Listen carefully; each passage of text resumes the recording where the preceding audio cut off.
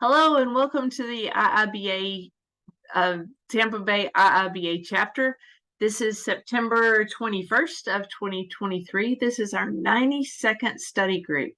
Today's topics are going to be the techniques out of the IIBA's BABOK Book of Knowledge. The data flow diagrams are going to be presented by Robert Churchill, and mind mapping presented by Andrei. I'm not going to try your last name, sir. I'm afraid I'll mess it up. We have a few things for you. Next week, we're going to be talking about taking and passing the CBAP, the Certified Business Analysis Professional Certification Test. And Ilya is going to talk about his experience. He just recently passed, and Yulia is going to also be here. So we're going to have several people that have passed their test recently to talk about things like how to apply, what the current process is, what things surprised them about the test, what were the limitations, what the things were that they wish someone had told them. So we're really looking forward to having that next week. But for this week, we're going to be talking about data flow diagrams and mind mapping. Before we get there, however, I told you Bob Churchill is going to be talking about that. You can see Bob here. And I've got, goodness, it's blocking everything. Here is Andrei's LinkedIn profile. I love this graphic you have back here, sir.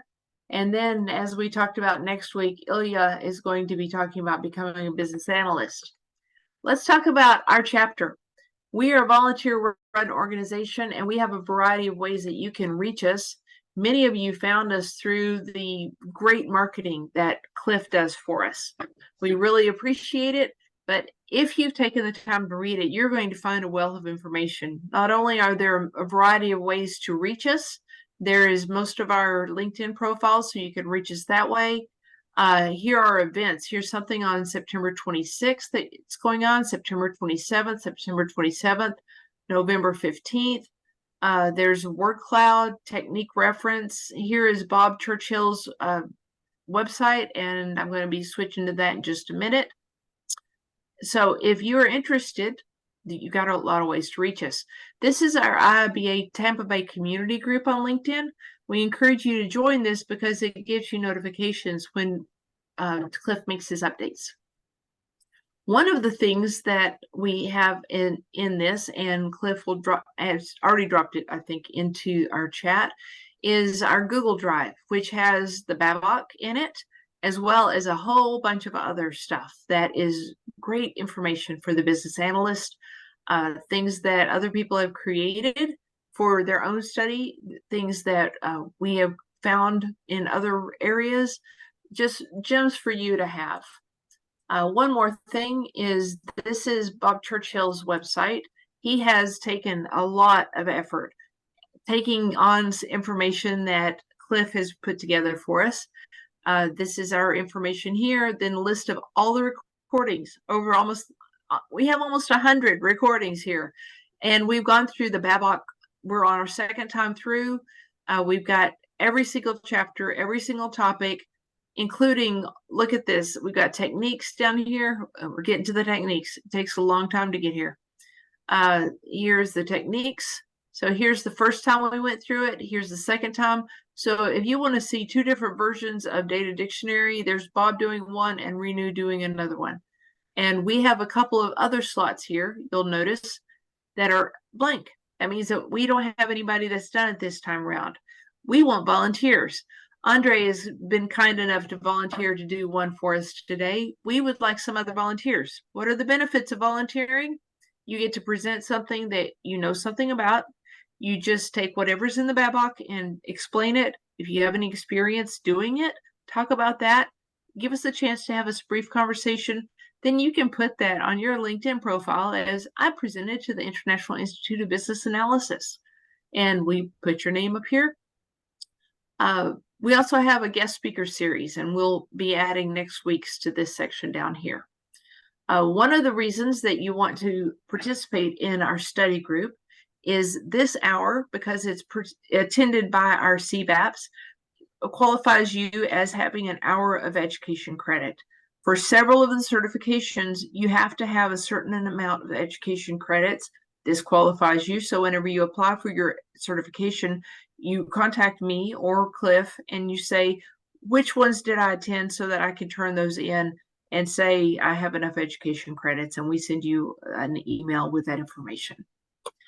Okay, I'm going to turn it over now to Bob Churchill, this gentleman right here, to talk about data flow diagrams, and then we'll have a brief conversation, and then we're going to turn it over to Andrei about mind mapping.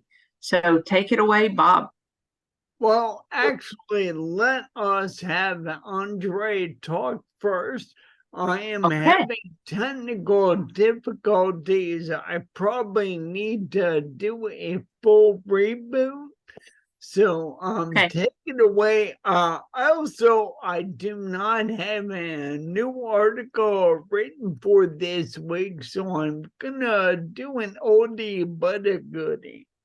Well, the information hasn't changed since the book was written, so the oldie is still valid. Andrei, are you okay with going ahead and presenting first? You've got to come off mute.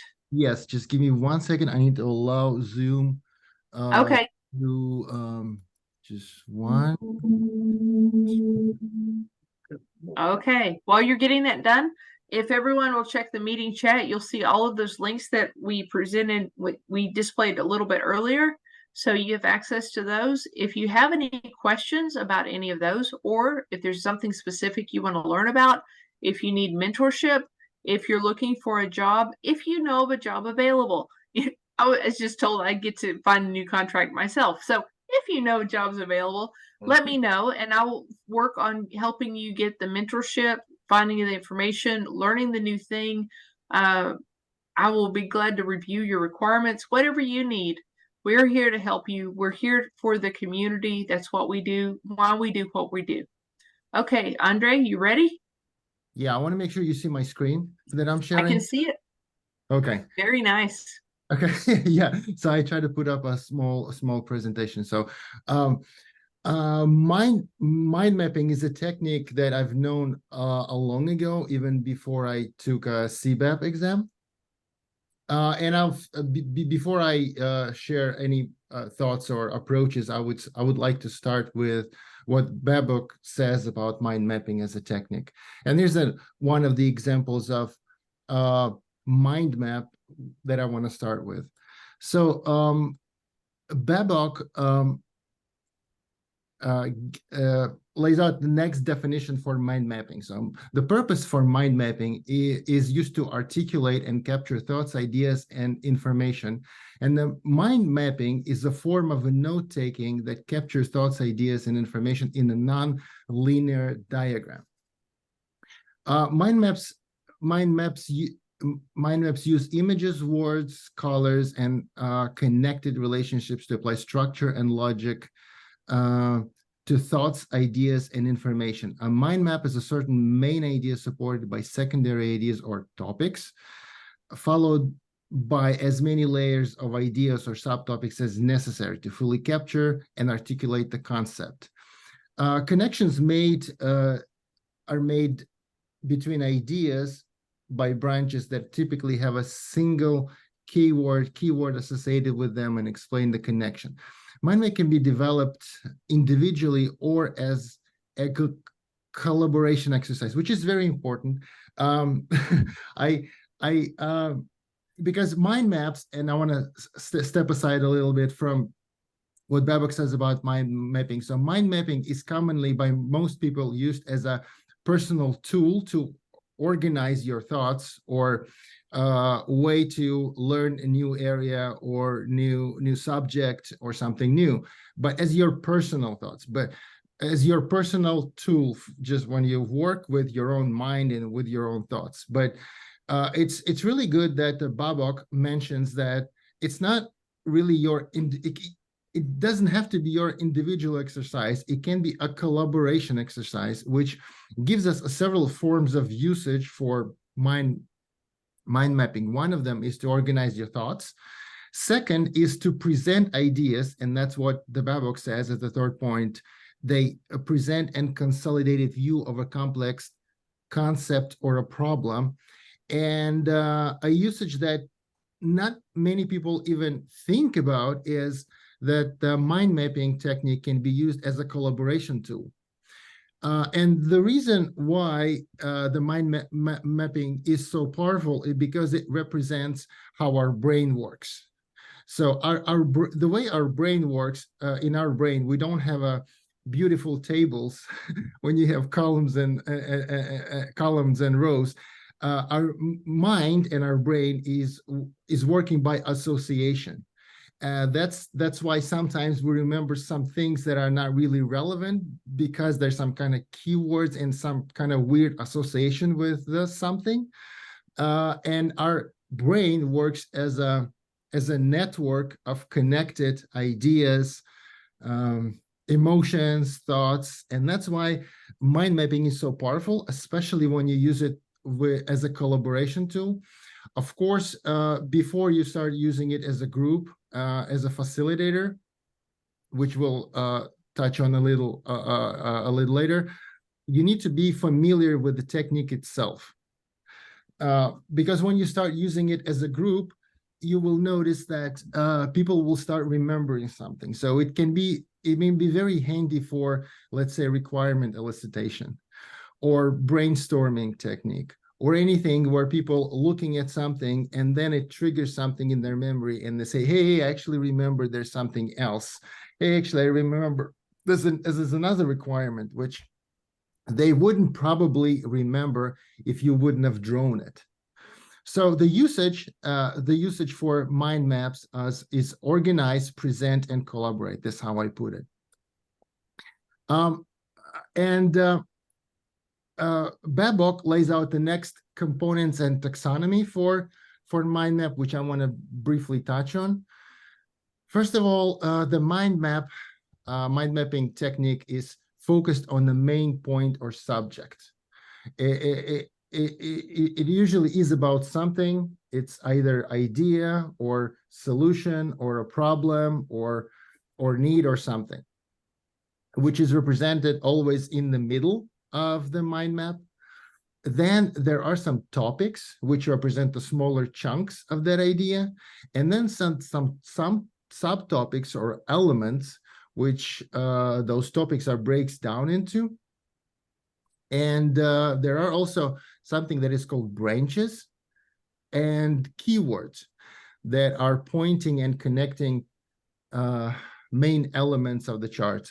What is also advised to use for mind map is to use colors to either create an additional layer of complexity or to associate different branches. And a lot of approaches suggest to use images. And I have here an example of a mind map which I created about 6 years ago when I just started preparing for CBAP exam. As you see there, the main idea for me was to get a CBAP certification, which I broke down into 3 main categories or subtopics, which is application, exam preparation, and exam itself. And then I broke down into smaller components that would highlight to me what needs to be done in all those areas to achieve the success. I was surprised to find it actually 6 years later, but still I think it represents, and I think it's still quite accurate. Yeah, it's still This is great information. Yeah, it's still quite accurate. It even has some kind of interconnections, which is not which is not mentioned in the MEN BABOK guide, but are mentioned in some approaches, which you can relate some of the subtopics in the different categories and see how they relate to each other. That creates additional complexity, but still it is used for. So the mind map is used for, and there's several purposes. It first allows to decompose complex topics into simpler ideas. And this is how our mind works. We always break down into smaller chunks in order to understand the situation or area fully. Then we need to then it helps to determine how various topics and ideas are related. And it allows us to explore the details of an issue or a problem. And the reason why it allows us to explore the details is because we see a picture or a problem kind of holistically, looking at the problem from the helicopter view, which allows us to remember some smaller details which we might have missed if we would, for example, create a simple list or a table. It also presents a comprehensive view of a complex topic, which I already mentioned, and it allows us to think through a large issue with various components. And I have several examples of what projects mind mapping can be used for. First of all, as I mentioned in the beginning, the mind mapping is a great tool for your own learning and study projects. For example, when you're sitting on a lecture, or someone is giving a speech, if I have time, I always try to do a mind map of what person is talking about, because I've noticed that 5 minutes after speech is over, I don't even remember what was the talk about. But creating a mind map helps us to create a snapshot in the memory and easily to remember something. Mind mapping is also very useful when you read a new book. It helps your mind to digest the information, because your mind needs to break down all those flood of information and facts and breaks it into smaller components and create a hierarchy out of them. By creating a mind map, you are helping your brain to create a hierarchy of the new area or new area or idea that you're listening to. So mind mapping can also help you to identify stakeholders and their relations, because a mind map is similar to what you see as a hierarchy diagram in any organization. So when, for example, you are working in a new area and you need to identify all stakeholders or subject matter experts, just sit with someone and create a mind map of organization will help you to identify all stakeholders. It also can help you to explore the aspects of the current state. When you sit with stakeholders and you try to draw a diagram, the mind map of the current state, just looking at the current state, as I mentioned, you can use it as a collaboration tool that helps participants to reflect and kind of come up with some aspects which they would have missed if you wouldn't have drawn the diagram. Develop the future state and understand dependencies. Mind mapping can also support brainstorming, because when ideas are thrown and you can, in the real time, kind of put the hierarchy on them or sort them out, it will help people either to come up with new ideas or to bring up or build on the existing ideas. It also can help to explore and identify design options.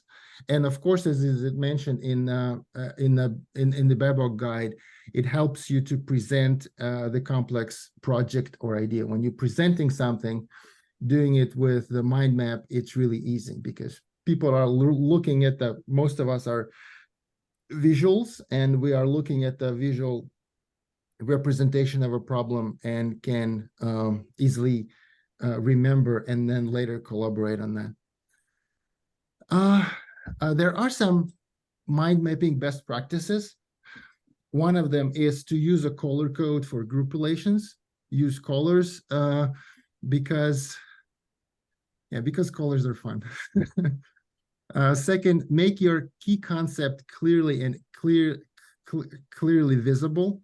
Make it concise and single keywords, so it will be grasped in your memory, and you would associate them with something, because our mind does not really hold long associations. We break it down into smaller pieces and then tie associations to each other. Then it's highly recommended to use images or drawing for your mind map, And also, you need to consider spacing ahead. Like if you are working on a session and you're using a flip chart, you need to think through or prepare something with the spaces to make sure that all the ideas, what you're building up, will fit on this page. Or you can use a software that does that for you. And I have a couple examples of the approaches. One of the great approaches I found is 5 what and 1 how. Is, for example, when you work on the solution or something, you just ask questions: who, what, where, when, why, and how, and then you kind of build on that. This is one of the approaches that you can use as a canvas for your mind mapping. Another approach I could find was really interesting one. A person came up with his own mind mapping approach, and that's what I think I would encourage everyone to do, to come up with your own approach, something that will reflect your personality and something that you would be comfortable with. And he even created an abbreviation called GRIND. It's not really grind, but it's kind of grind, which means that all elements should be grouped, reflective, interconnected, nonverbal, directional, and emphasized, which I think is a quite good approach. And I would highly recommend to use mind mapping technique for your personal education, for your personal learning experience. And once you get more comfortable with drawing mind maps and getting into best practices and how to do that, then would use it as a collaborative tool working with your stakeholders. And actually found out several software that I used for mind map, which is MindMaster and Xmind. They're free to use. And just before this meeting, I went into the app store to find mind mapping software, and I found tons of it, and most of it is free. So you, if you think about start doing mind maps, I would highly recommend to start doing it right now. That's it. Thank you. I hope I didn't take a lot of your time. Oh, Andrei, you did perfectly, and you did a fantastic job. Thank you so much. Has anyone used mind mapping? Can you talk about it for just a second?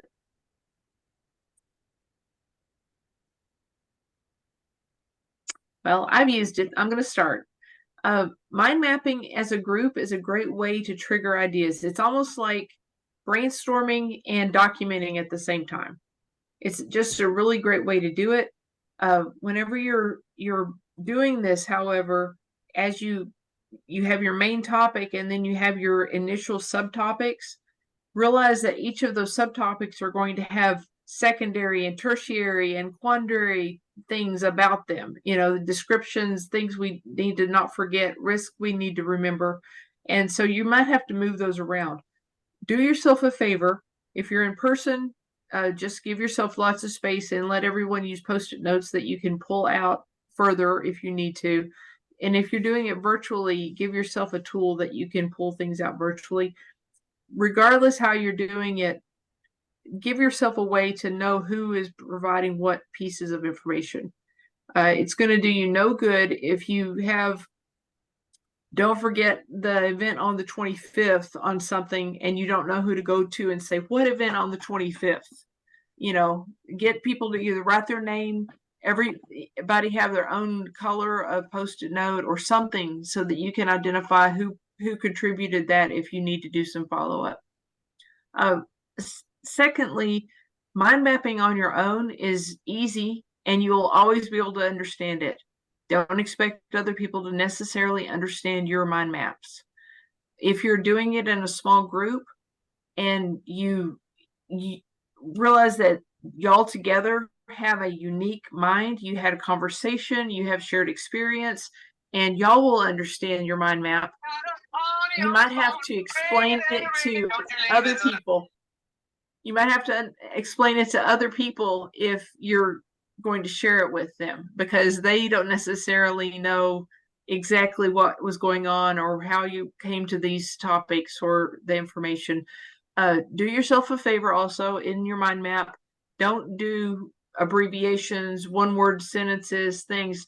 make it logical enough and extensive enough where anyone reading it understands what it means. You know, don't say the banner on that page. What page? Which banner? The seasonal banner? The regular banner? What? So don't give yourself mysteries in your mind mapping, and be sure that everyone that's participating has had a chance to ask questions. What does that mean? They've had a chance to put in all the details that they feel like they're important about each one of the topics. And you will find topics. Let's say you're doing a web page and it's got multiple pages, and the people that are really interested in this one up here have put a whole bunch of extra details on this, and the stuff over here might not have that many details. So you're going to have different levels of granularity for different pieces in some situations. That can be okay, or you can decide it's not okay and you need to have the same level of granularity, or you're going to pursue it in a subsequent meeting. But you need to consider all those things ahead of time so that you can prepare for it. Has anyone else used mind maps? Yes, Bob. I have a couple of comments. I love the fact that you included the diagram on page 4. So on slide 4. So when I first learned about these, I had a totally different idea of what mind maps were versus how the BABOK defines them. There was a PhD physicist from Lawrence Livermore National Labs with a ponytail, totally free spirit kind of dude, and whenever he took notes of any kind, from the most complex to the most simple, he used a mind mapping tool. And the way it works, if you look at this, is it's always a straight branching hierarchy with no cross-link. So all the representations are like that. I thought, and that's why I love going back over this material again and again, because many times the first time you encounter the material, you don't get it. And many times you can labor for 15 years, as in my case, and still not get it. So never be afraid to revisit the material and talk to other people about things. Don't be too dogmatic, because you can always learn something. And what I always thought mind map is the links could be arbitrary. So there can be cross links, and what you're always trying to do is just set up relationships free form in any way you want. And that would actually be more interesting.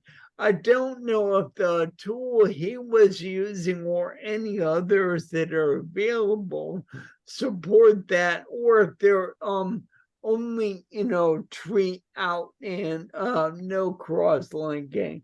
And so the upside of that is it makes you be disciplined for how you break things down into a hierarchy. But the problem with hierarchies and taxonomies is they're rigid. And so that limits what you can do and what relationships you can really represent. So I don't know how much that means to anyone, but that's my take on it. Very nice. One thing, in looking at what you have there, Andrei, it occurs to me that occasionally, whenever you're making a mind map, either on your own or with a group of people, You might identify and take note of tasks that need to be done.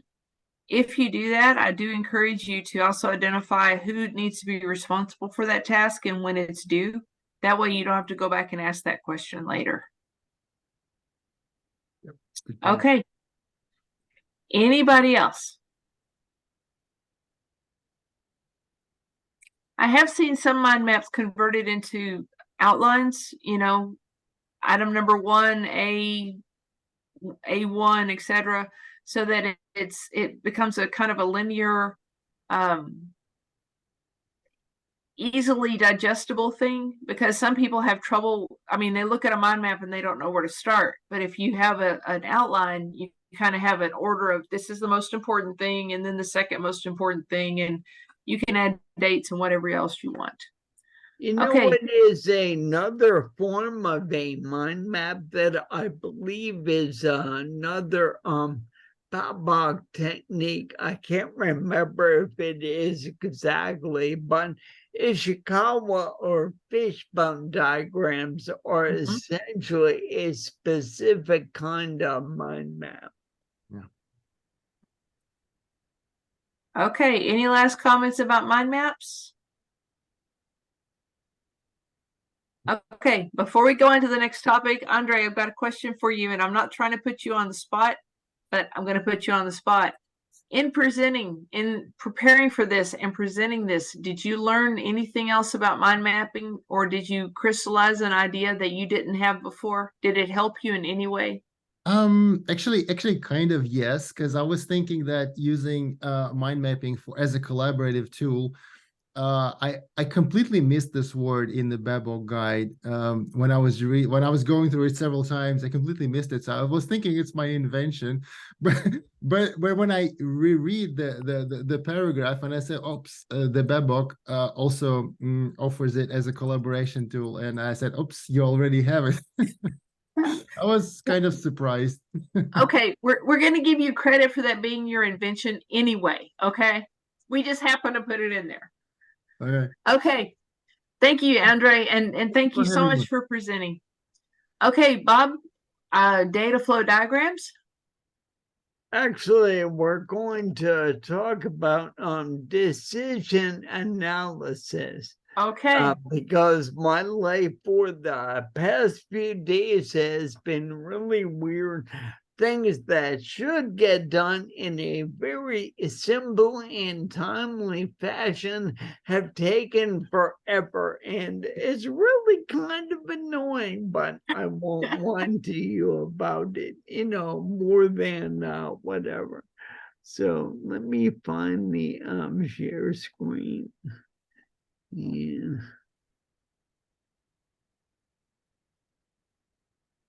So just for those of you who didn't catch that, we're not doing data flow diagrams, we're doing decision analysis because it's more pertinent to Bob's life right now, and probably ours too, just in case.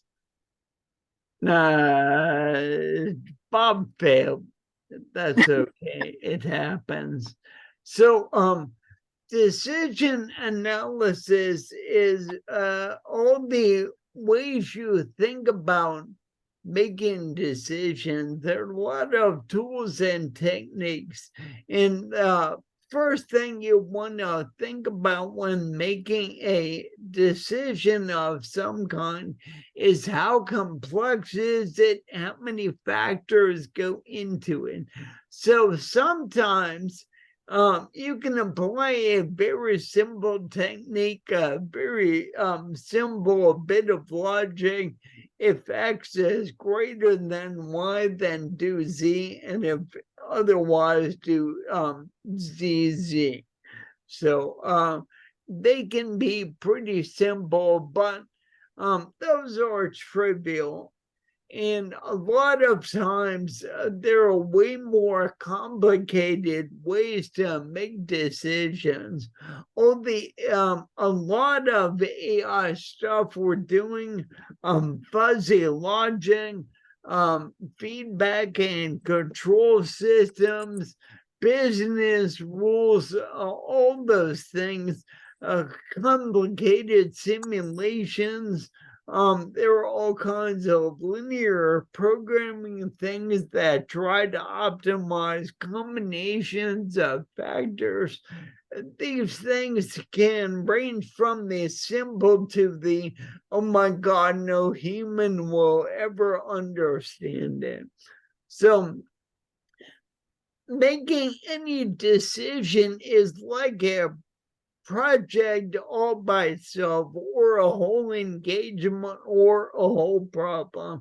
So you can use the steps I always talk about in my looping iterative model. So you define the problem, identify alternatives, evaluate them, choose the one to implement, and implement it. And you find out what's going on, what the factors are, come up with a design, and implement it. So it's kind of like a fractal thing. Your whole effort you're trying to do in any engagement is really built up of a whole lot of smaller problems you're solving the same way. And an engagement might be about making just one decision, but it could be about making a whole bunch of decisions, or a whole bunch of decisions along a path that helps you make the final decision. So let's look at a few methods that are out there and are discussed in BABOK. I just need to breathe. I'll be fine. All right. So pros and cons analysis. It's a simple thing. You just list what's good about an approach or the data that you have, and what's bad. And whichever side seems to have more items on it, you go with that decision. So that's kind of binary, doesn't necessarily have to be, but a lot of decisions you're trying to reduce all your calculations and considerations to a binary yes, no, go, no go kind of choice. So a force field analysis is a step up from pros and cons. So in that case, what you do is figure out all the good things and all the bad things on the other side, and also give them all weights. So then you add up the weights on each side, and that's a slightly more complex way of doing it. The way these are drawn, and it actually makes sense, it always felt a little cheesily consultancy using this kind of analysis, but sometimes people draw wall horizontally and make the arrows come in from each side, or sometimes they'll draw it vertically and have the arrows pushing down or pushing up. And you're just trying to get a visual or numerical feel for, based on which collection of arrows exerts the most force and moves the force field. That's the shtick. So decision matrix is where you actually take even that to another level. So you score all of the options, and then you give them a weight and multiply them. So you might say, well, I will get into this in a minute. I spent a goodly portion of my life in Pittsburgh, and outside of the sports teams. Not many people know much about Pittsburgh or like it very much. I happen to love it, but it's got its really good points, and it's got some not so hot points. But when Rand McNally put out a Places Rated Almanac in like 1985, I think, and it was the second edition, they did kind of waiting for these things that Pittsburgh scored the highest, as in it was the best place to live of any city in the country. And San Francisco with 3, Knoxville was like 9. So these are all thought of as nice place. God help them how they would score San Francisco now. And places like New York, which scored #1 in like arts and culture and food and some other things, ended up scoring not so great because traffic and crime and other things kind of counteracted that. So I will touch on that a little bit in the future, but you can see how that works. The next thing is decision matrices. They're fundamentally the same thing as we just talked about that. Now, decision tables. So this is when you have columns with different alternative values, and you assess what decisions should be made in every combination of inputs. So those of you who understand computer programming, like in NGate, if you have A and B, 2 factors, they can each be true or false. The AND operation, logical AND, if you have 2 falses, the answer is false. If you have a false and a true in either combination, that's also false. And the only time your output is true is if both inputs are true. And then you have OR. So if both inputs are true or either input is true, then the output is true. And if both inputs are false, then the output is false. So either one or both is what OR means.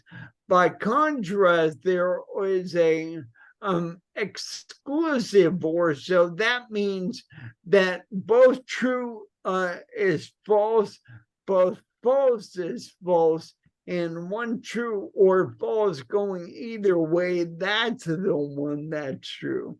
So you can imagine a lot of more complex things going on than that, but that gives you a basic picture of what's going on. The next technique or method is comparison analysis. It's mentioned in the BABOK, but they don't talk about it. And I could not get a really clear picture of what it means. I think it just means you just do kind of by feel analysis for different characteristics of different alternatives. The analytic hierarchy process means you make numerous comparisons by multiple people of options that are hierarchically ranked across potentially many consideration. So you can think about your NCAA pool, a single elimination tournament or a multi-elimination kind of format where you're just comparing different features of different alternatives and seeing which one comes up with the highest number of wins in those contests. It's a little different than the preceding options that so it would say that if I win 2 things by 1, that's better than winning 1 thing by 10 if you're scoring it. So figure skating used to be scored that way in ordinal. So this comes up in a lot of weird places. They had to change the scoring system for figure skating because it was too weird and nobody could understand it. Totally, partially, and not. That is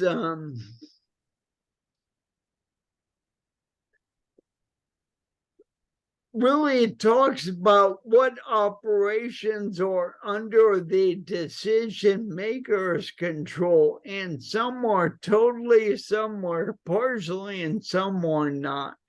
And that helps you identify who really should be making the decision and having responsibility for things.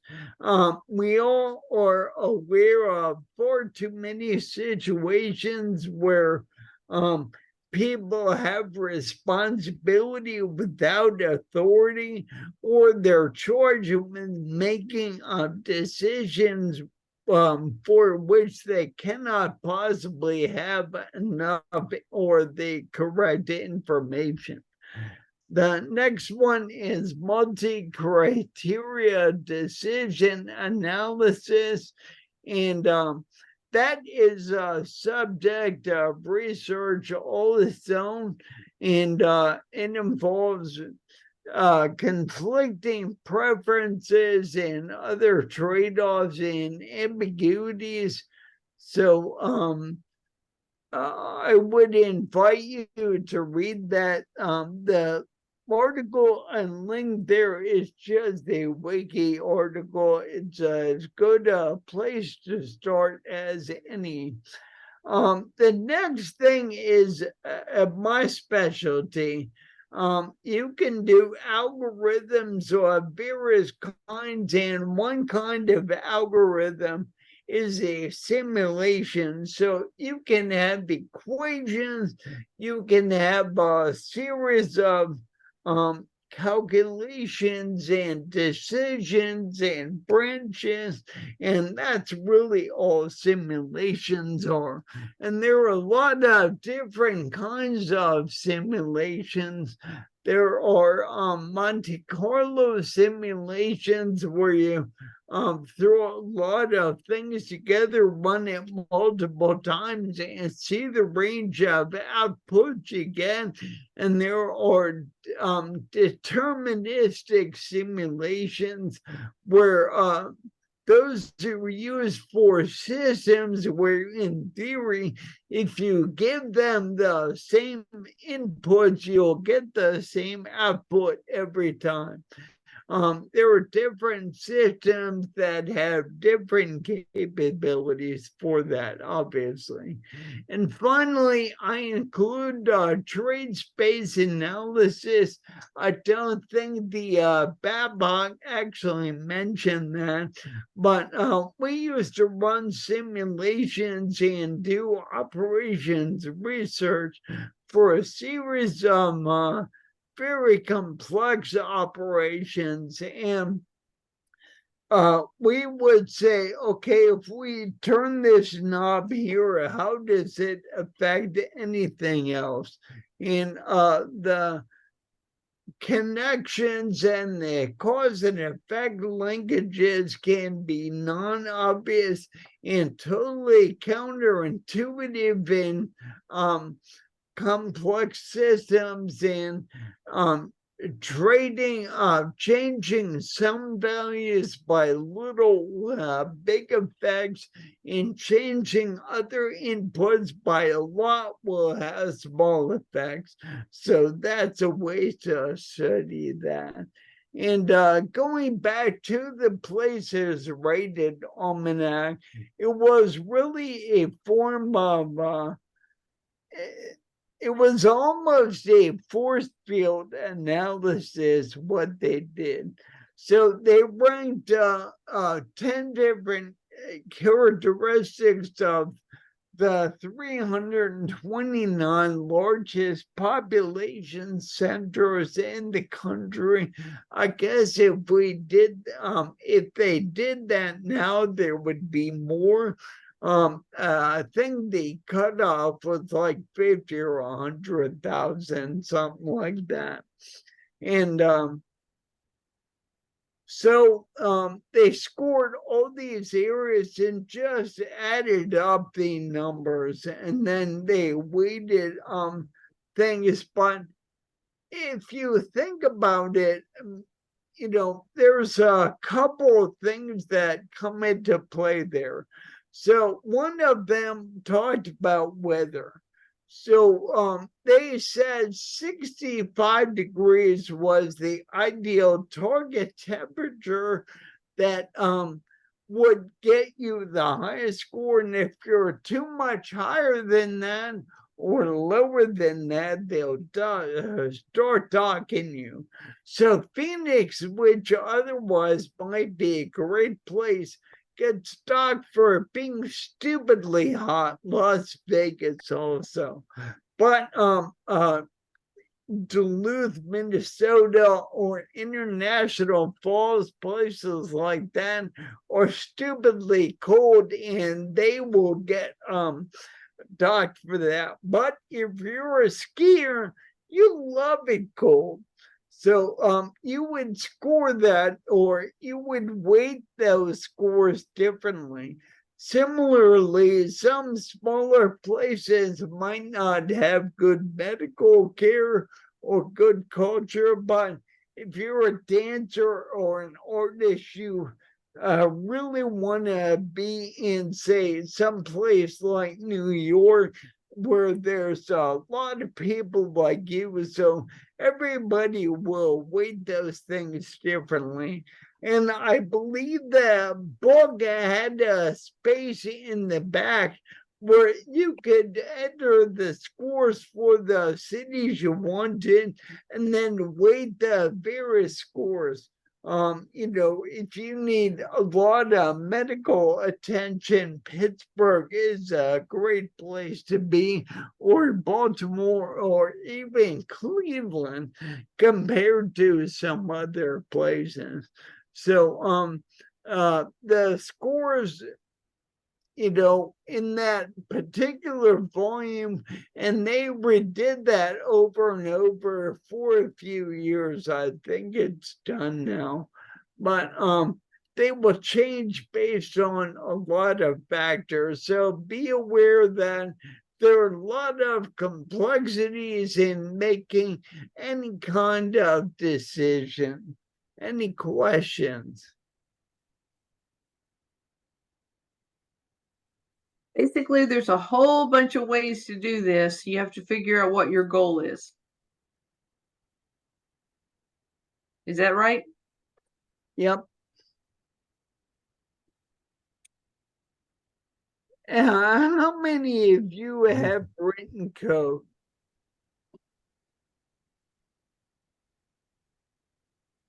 Been a while, but yeah. So you know how all this works. How many of you have worked closely enough with coders to start to understand all the things they have to think about when they do their work, and how to express the information and operations you identify for them to carry out. That's something I always interview them and ask them questions about. All right. Yeah, because Okay, what makes sense to one person doesn't make sense to another. Yeah. Yeah, Well- I'd like to comment Yes. from my experience, I realized that different levels of stakeholders, or it could be a personality thing, but they prefer different types of decision-making techniques. So, for example, when you're meeting with like a C-level stakeholders, they usually are interested in like higher what's the total amount of money and total amount of time. just sum it up. Just sum it up and give us the rough estimate. And as you go kind of deeper into organization, people get more interested in some details, but usually when the higher you go with stakeholders, less they're interested in details and asking for a summary. What do we get eventually? So I think the decision-making technique preparation should be made depending on what level of stakeholders you are working with. Right. Well, let's C-suites, talk. they love oh, sorry. Yeah, C-suites, they love the dashboards in pretty colors. Yeah. It's funny. It's almost like dealing with kindergartners the higher you go up. But I didn't say that out loud. No, you didn't say that. So whenever we do our stakeholder analysis, we need to define how do they want their information? What things are important to them? How much details do they want? What are their pain points? Is there anything they're specifically motivated about? And whenever we provide information, you pretty much have to kind of customize your information to go out to these different people in the way that they need to receive it. It's almost like speaking their language. Someone else has something? One other kind of decision making technique that I forgot to mention. So all the ones I talked about try to process available information, and they will be more or less accurate or definable based on what you actually have. But there's entrepreneurial decision making where you proceed to go ahead based on a feeling. You're guessing based on some information, but will customers buy this product? If I go into a business, can I do it cheaply enough to make a profit for what I think people will pay for it, and how many people will buy it? And the entrepreneurial function is not well understood enough in society. Very good. Well, we've had a fantastic set of teaching today. I hope everyone learned at least one thing from the speakers or from the conversation. As I said, next week we're going to be talking about applying for and taking the IIBA certification for the CBAP. And so if you are interested in doing that, if you're just curious about it, or if you know someone else who is interested in it, please attend next week and we'll go over that. It will be recorded.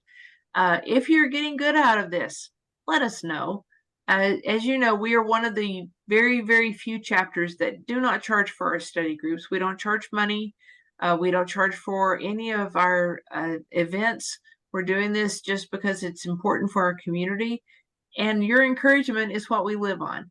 So if you're attending this in person and it's good for you, let us know. If you are attending this via recording, let us know. It's important to us. And if there's something specific that you want to learn about, reach out to me and we'll try to get that on our schedule. Okay, ladies and gentlemen, I put in the chat the address for Bob's website that has our list of techniques that we still have outstanding to go through. If you'd like to volunteer for one of those, go ahead and send me something on LinkedIn and I will give you a confirmation. And we will see you here next Thursday at the same bat time, same bat channel. Okay, thank you all. Goodbye. Good night.